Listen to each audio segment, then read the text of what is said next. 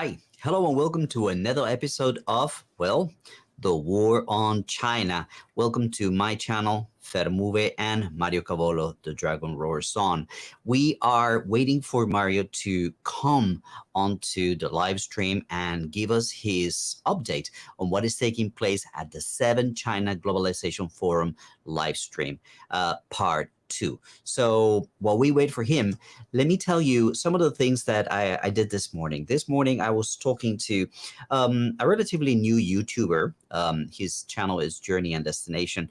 And we had a very long chat talking about, all the things that Western people say and think are true about China in the West. We had a very lengthy conversation that he is going to publish very soon.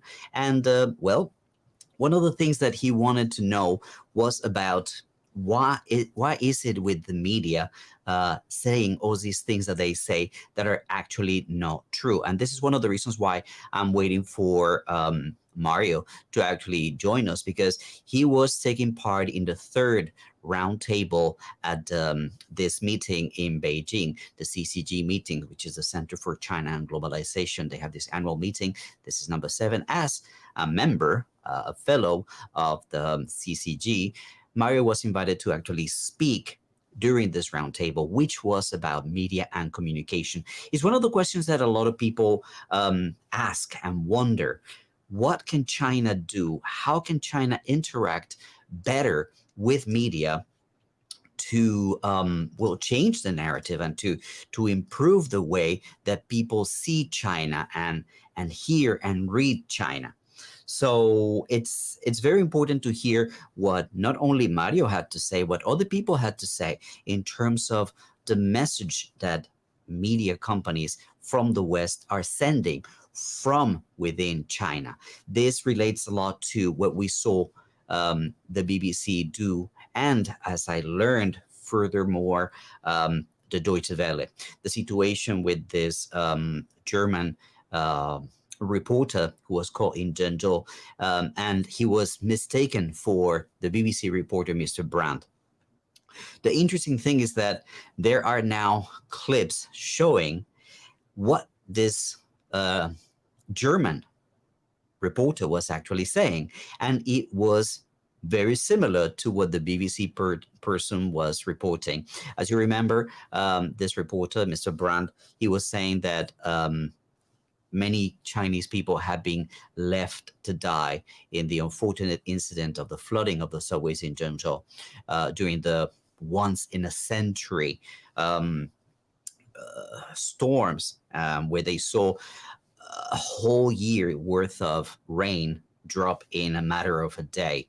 So no system, no city is designed to take that much water. And this particular reporter had the audacity to say and express himself that way, that people were left to die in the subway. That is just a very sad incident, and it's also very sad to know that that's how they tried to report what took place in Zhengzhou. The thing with this German reporter was that he was doing something very similar. Reports have shown that he was also talking about how the government was responsible for a poor response. All you could see on social media here in China was people doing everything they could to help, doing everything they could to improve the situation, to rescue people, to reach people that were, in a difficult situation. You don't have to go too far. You could see, for example, Matt from Jaya Nation, when his city where he is in Ningbo was also flooded. This climate change is really affecting the world, and we're going to see more and more of these situations because, according to experts, my brother, one of them, we seem to have reached a point of no return. So we need to get used to a new normal. So this German reporter basically was saying that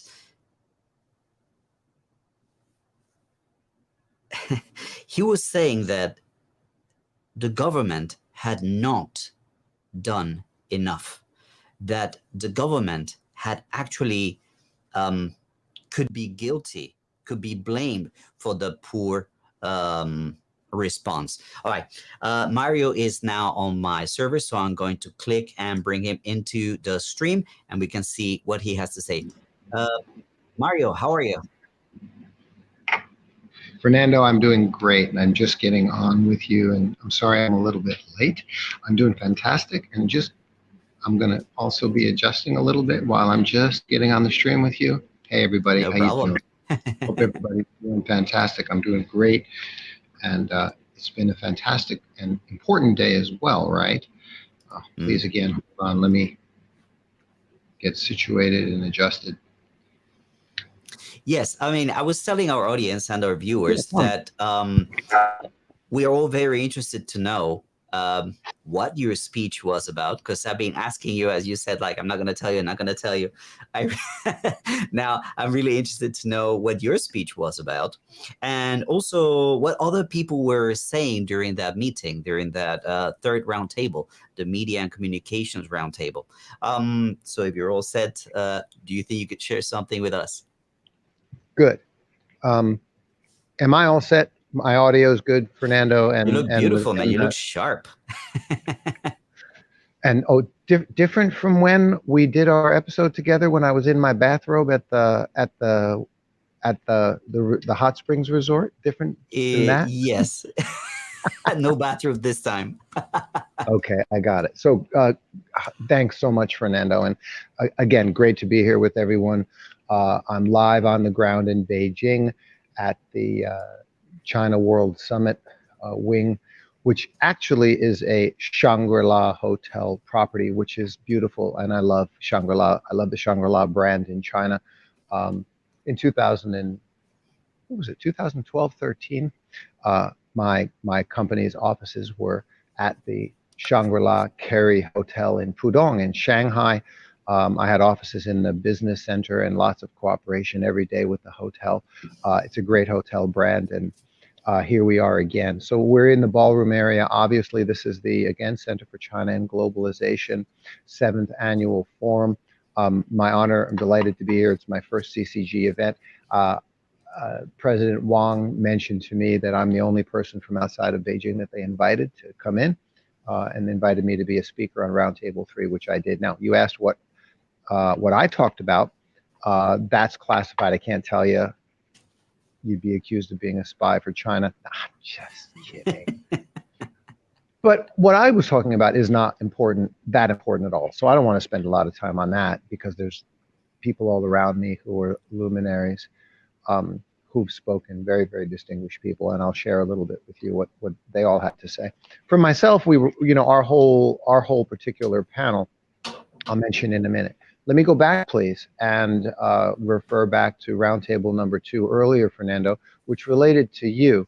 Roundtable number 2 was with respect to Liu Xin, who is the arguably most famous news host in China, the host of her show, The Point with Liu Xin, and other shows as well.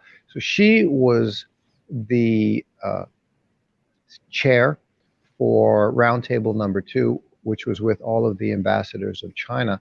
And that was fascinating. And you'd mentioned to me that you had met the Diego Monsalve, Ambassador Diego Monsalve, who was the ambassador to Colombia. And of course, you yourself are a Colombiano. And so I made the effort. I was very, very pleased. And I'm very happy to share with you, first of all, again, because it was my first live event in Beijing, and I got to meet all these wonderful people face to face. So I've been on Liu Xin's show 3 times, but it was always via satellite up in the Shenyang studio in Shenyang, and CGTN studio. And I got to meet her face to face today. It was wonderful. And at the end of that roundtable 2 with the ambassadors, I caught Liu Xin, and no more than 2 meters away was Ambassador Monsalve, and boom, I got him. I walked right up to him. He remembered you immediately. Wow. from having met you at the CRI event last year, as you told me in 2020, and I'm happy to share this with you. And then Ambassador Salve sends his warmest regards to my amigo Fernando Munoz. Yeah, so very, very nice. Fantastic. Yeah, and then as far as what he said during his talk during his roundtable, he talked about the fact that in fact Colombia was quite successful in its rollout of the vaccines and controlling the pandemic, and then as well, he's certainly continuing to push for Colombia. A lot of people do recognize some quite strong elements, infrastructure and economic elements that are in Colombia, which make it more and more attractive for international companies. He talked about some of those aspects as well. Yeah. Yeah, there's quite a few challenges that Colombia is experiencing. In general, Latin America is experiencing. Yeah, we know But that. I think that everybody at that roundtable agrees that China's leadership role is going to play a very important role this century, this decade, basically. And You eyes bet. on I Latin gotta. America are very important, There we go. not only for natural resources and win-win cooperation, but for stability. It's a continent, a subcontinent, if you will, that is prone to a lot of instability. And good leadership, good support, good cooperation, and a proper north would be very beneficial for the whole Latin American countries. So I think that to see them at this round table sharing their hopes, their dreams, and what they could bring to the table in terms of globalization and China's growth and development is extremely valuable. I saw little bits of what he was saying, and he was talking about, for example, oil exploration. You got Venezuela being a huge oil producer, but then you've Oh got yeah. Colombia as well. And we are the only South American country, I clarify, with coast on both oceans, the Atlantic and the Caribbean. So we are just ripe for proper import export cooperation with a huge country like China. So it's something that I always follow with great interest whenever Dr. Monsalve posts something related to trade and increased cooperation between Colombia and China. To me, that's extremely pleasant to see, to hear, You and bet. also very satisfying to see these two countries coming together. And I mean it very sincerely when I say I've always wanted to go to Colombia. I've heard nothing but good things. I mean, again, I know there's the challenges in certain areas, there's high crime, etc. But besides that, I've heard great things, and I want to go there and experience that culture. And it's on my bucket list, as they say. Mm-hmm.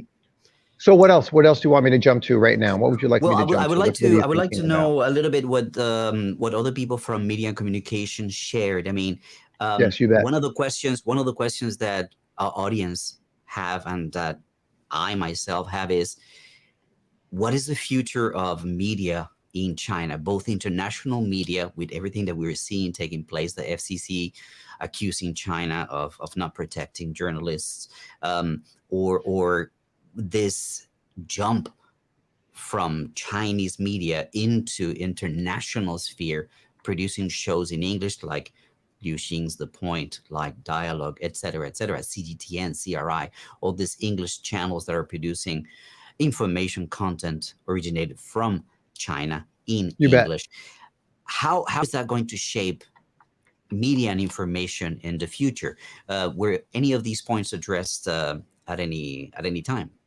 Yeah, they all were, and by a number of people. I'm going to take it in an order. I've got 4 particular comments for you, and all the business cards of the people that I met and shared the panel with today. Been a great day for me. So, for example, I'm sitting to my left was Jun Mai. Jun Mai is the senior China reporter for South China Morning Post now. Hmm.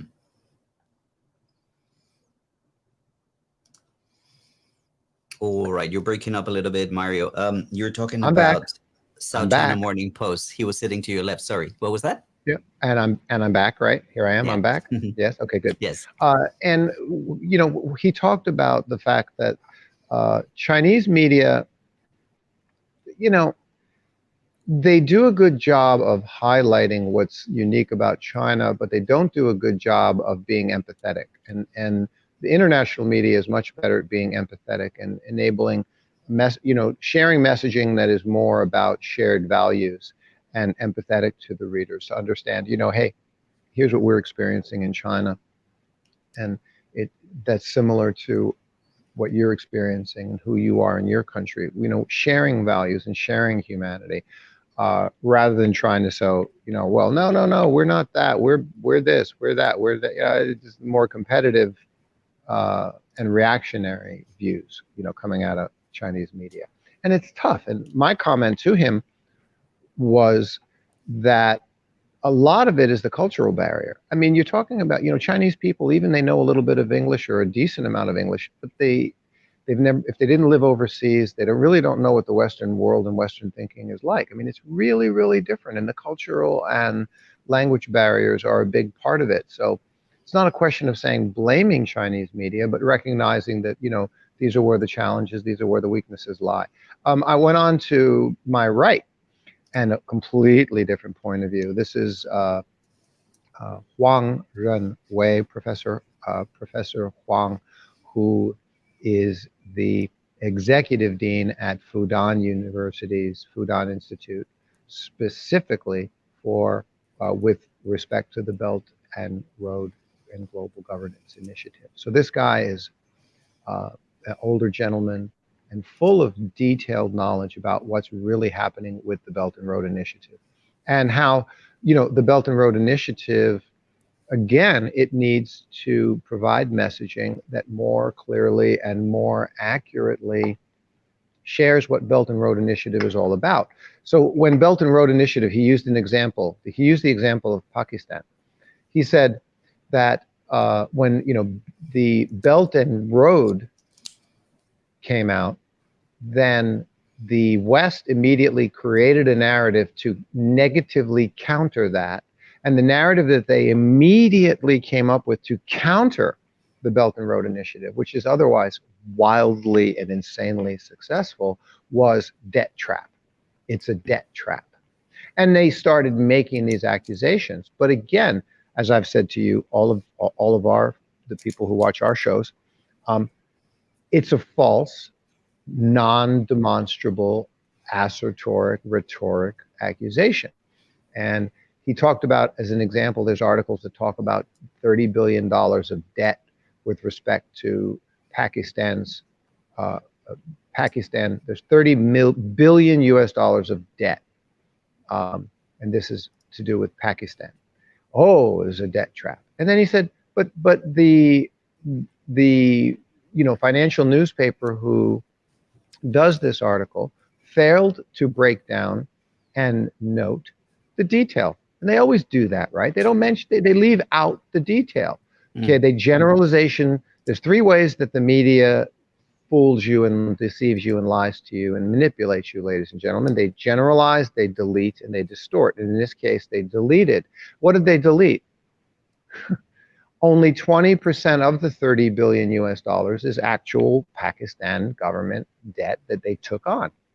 The other, and 70% of the debt, 70% of the 30 billion is debt of Chinese companies who invested in Pakistan. So it's the debt is not held by Pakistan, it's held by Chinese companies who are in Pakistan. That's not debt to Pakistan.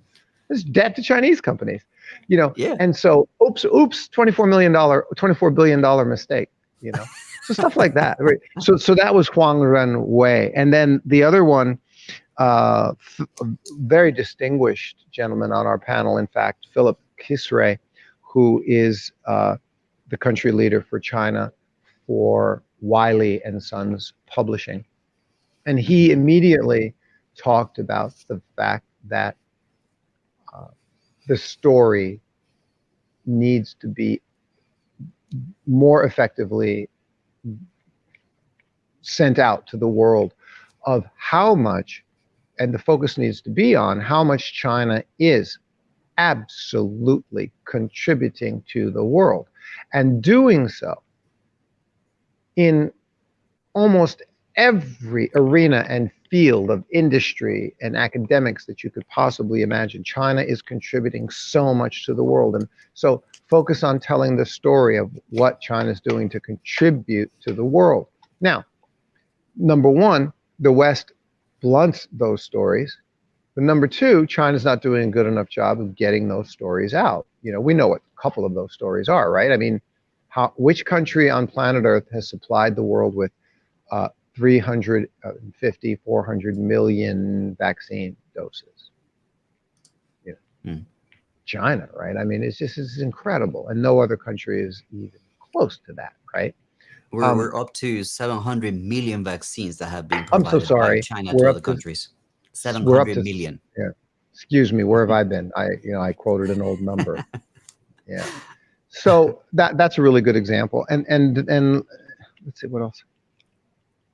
Oh yeah, I was on I'll the. make a Go short ahead. comment. Sorry. Yeah, I know that you were interviewed. We were supposed to do episode number 2 after lunch. I set it up, and some people were waiting, No, and then you were called for some interviews. So we I apologize to couldn't our do it. audience. That was my I bad. apologize. That was my bad. But I wanted to make a very short comment on what you're saying, and I think that what the South China Morning Post person was saying is that China has been busy correcting a narrative. The United Thank States you. says, oh, China does this, oh, China does that. And like, no, it's not like this, no, it's not like that. What China needs to do is to start creating the narrative, creating the content that other countries are going to react to. So you have the stories to do so.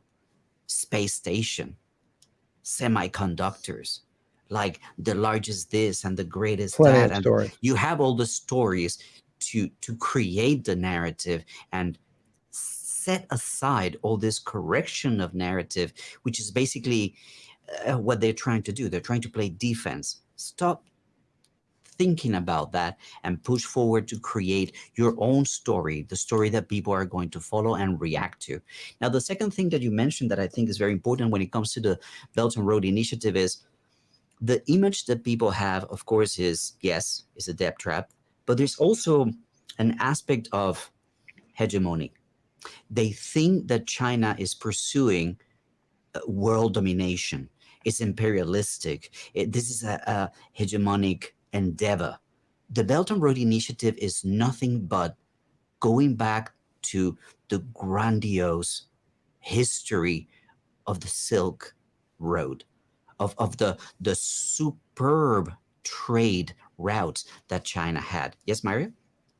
I think you're. I don't want to say I think you're right and wrong about what you just said. I don't mean it that way. Mm. Yes, but I can't believe I'm going to say this, but I mean it in a discussionary way. I do think that they're after a bit of hegemony. Mm. Can't believe I'm saying that, right? I'm like, wait a minute. So, but there's a difference, okay? There was the European expansion, hegemonic expansion across the world from, as we know, as Europe came into the Renaissance, out of the Dark Ages, and then began exploring and expanding across the world. And that was the European hegemony. And a lot of good came from that. Let's not kid ourselves, okay? That was the world's first globalization. That was a pretty cool thing, and a lot of really good stuff came from that. However, and you know what the however is, it was accompanied by brutal, violent war colonization, okay? So that was the bad part of it. It was always accompanied by brutal, violent war. They often made it happen that way, okay, and oppression. Now, that came to an end because those idiots in Europe decided to start blowing each other up. You start blowing up your neighbors during World War I and decimating your own continent. I mean, that's just like the dumbest historical thing I've ever heard in my life, and that's what they did.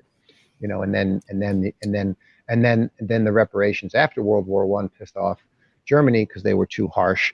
And then Hitler came along and said, "No, we're not going to put up with this stuff, and let's blame the Jews." And then then they started into World War II. Okay, so I mean, Europe really just ruined themselves. I mean, they just decimated themselves. They have no one to blame but themselves. Thankfully, that's in the past, and it gave rise to America's hegemony.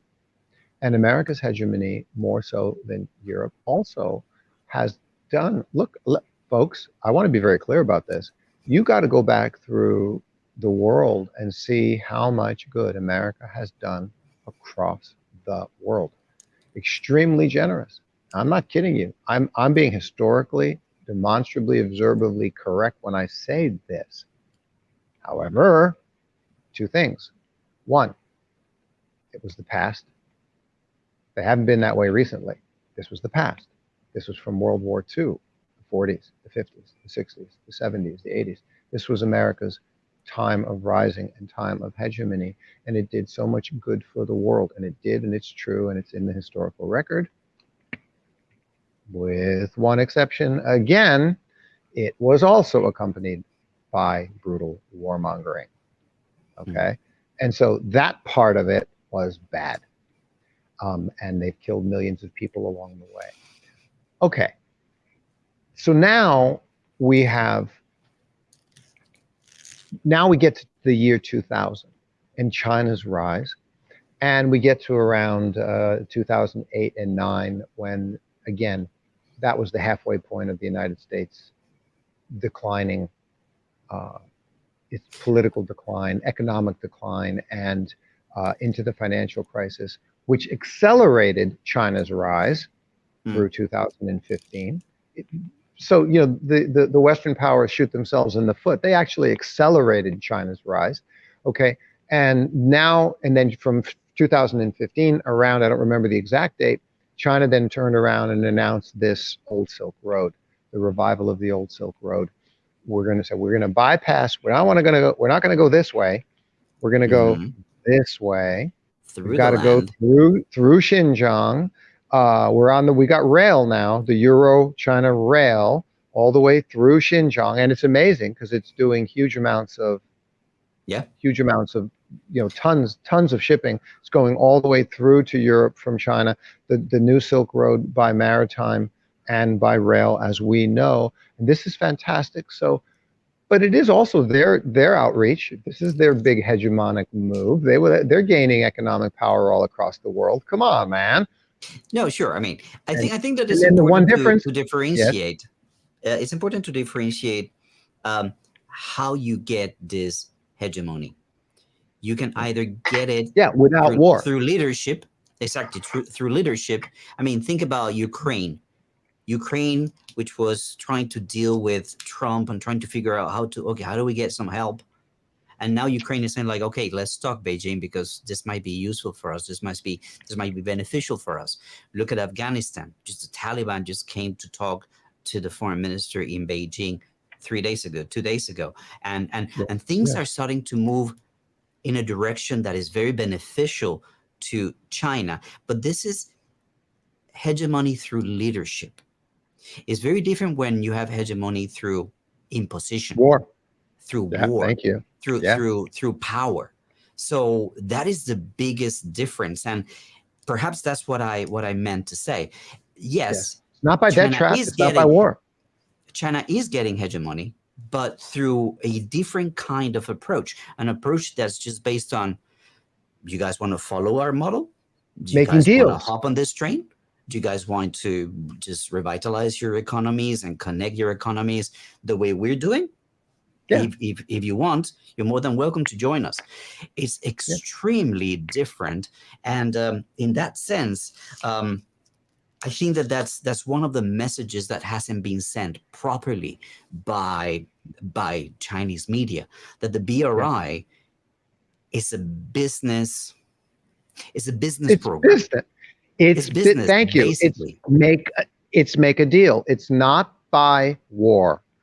And it's not by oppression, and it's not by debt trap diplomacy. It is not by those three. It's by make a deal. It's by China's always favored what has been said many times in the past, and I've always noticed this. China has always said, hey, bilateral relations, meaning between our country and your country, we make a deal. It's our business. There's nothing wrong with that. I think it's terrific. It's all about globalization, and globalization for all. It's not just globalization for some powers that get to control all the supply chain, or no, it's let's cooperate. let's work together. You'll benefit, we'll benefit, and everybody wins. So that was my take on hegemony. So yes, you're That's right. probably right when you correct me. Now, No, the other thing that I wanted to ask you about was this morning, which of the ambassadors strikes you as more in tune with China, more more connected and aligned with China's plans, intentions, and aspirations? Who would you say you found was more in tune? thank you for asking, and I will give you 50% of the exact answer, which is the answer. Yeah, seriously, the answer is, because I don't have my notes in front of me and I didn't actually write that down. Without a doubt, there were two roundtables where the gentlemen who were very experienced and were representing the EU, they were representing the EU. Those guys knew exactly what they were talking about. However, his name's on the tip of my tongue, and I can't remember his name. And again, I don't have my book in front of me. I didn't write it down, so I can't remember his name. And I didn't get a chance to shake his hand and get his business card, so I don't have it in my pile of business cards right here. So that's the answer. The two guys that were represented the European Union during the earlier roundtables, they really understood the issues. They knew they spoke with clarity. It was obvious they spoke with so much clarity and confidence. It was very obvious. Because that's a question that gets asked quite a lot by the people who watch our channel, who watch our shows. They would say, like, do the Western governments really understand China? And EU, yes. we're not in their shoes. We don't know if they do or they don't. But No, they do. my guess is they do. They do. Well, it's just that they have different messages to send, right? Like, oh, China bad, but let's expand the floor space of the Hong Kong American Chamber of Commerce, or let's invest more millions and millions into building batteries for Tesla in China. Like, there's government talk and then there's business talk, and they Yes, seem to go at different levels.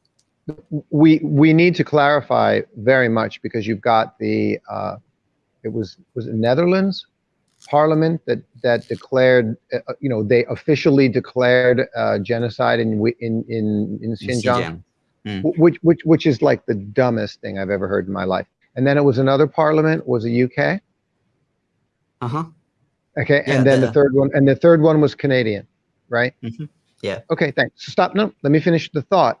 I want everyone to understand that the people who declared that, it was unofficial by a small number of those constituents.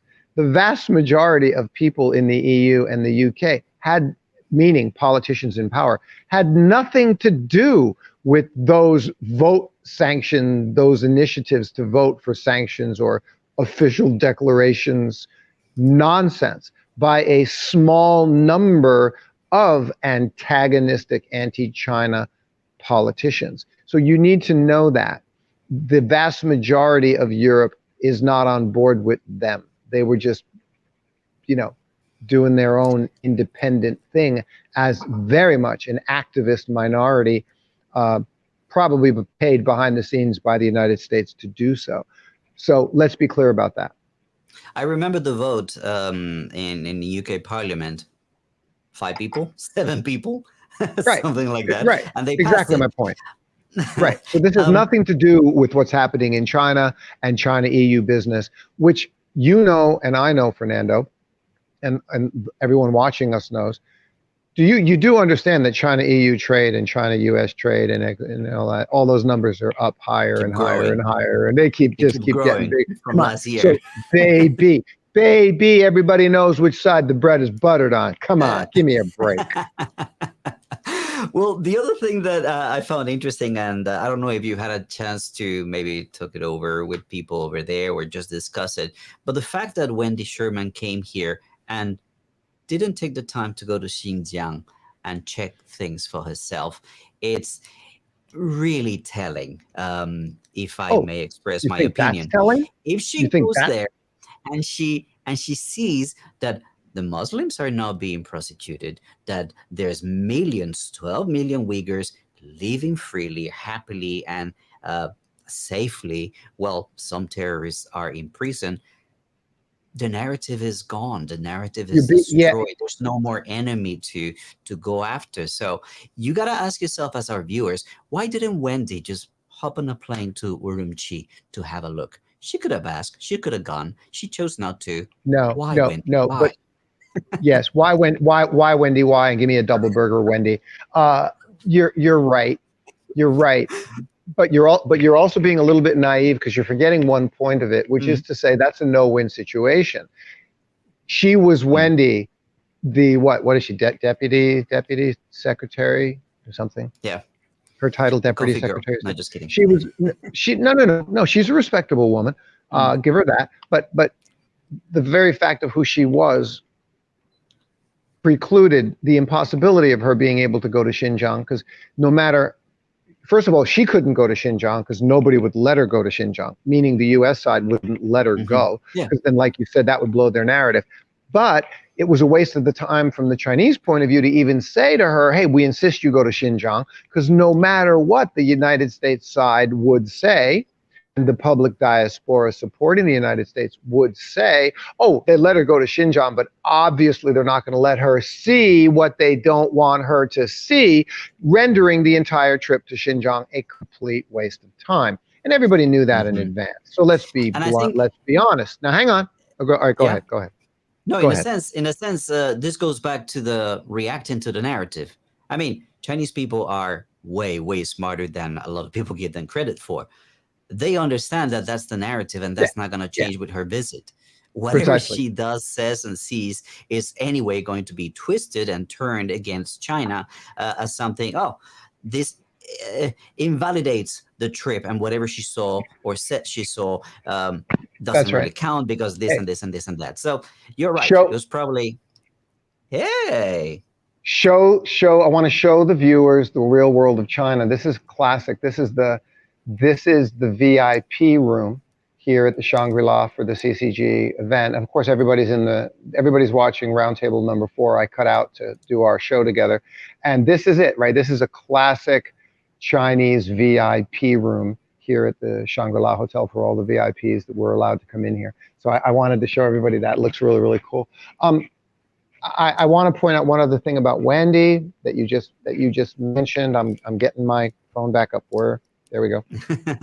I want to point out one more thing about the situation with Wendy Sherman and the American.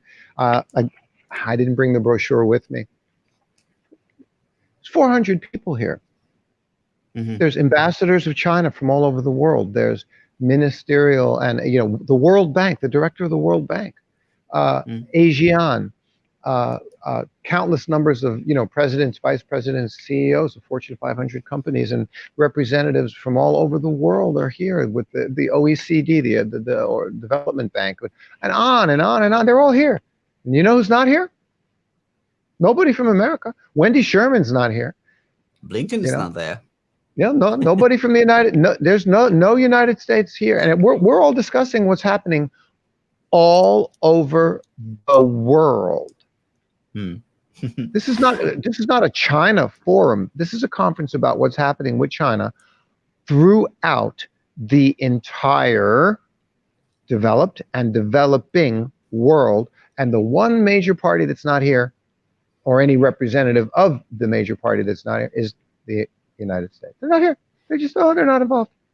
It's like they're just Okay, busy whipping up trouble. I mean, it's just Mario. ridiculous.